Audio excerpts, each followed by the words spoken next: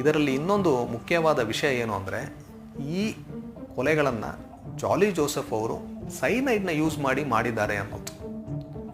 ಹಾಗಾದರೆ ಜಾಲಿ ಜೋಸೆಫ್ಗೆ ಈ ಸೈನೈಡ್ ಎಲ್ಲಿಂದ ಸಿಕ್ತು ಅನ್ನೋದು, ಅದಕ್ಕೆ ಜಾಲಿ ಜೋಸೆಫ್ಗೆ ಇಬ್ಬರು ಸಹಾಯ ಮಾಡಿದರು ಅಂತ ಹೇಳಲಾಗ್ತಾ ಇದೆ.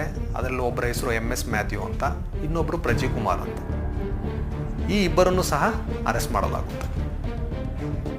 ಈ MS ಮ್ಯಾಥ್ಯೂ ಈ ಜಾಲಿ ಜೋಸೆಫ್ ಅವರ ರಿಲೇಟಿವ್. ಅವನು ಒಂದು ಜ್ಯುವೆಲರಿ ಶಾಪ್ನಲ್ಲಿ ಕೆಲಸ ಮಾಡ್ತಾ ಇರ್ತಾನೆ.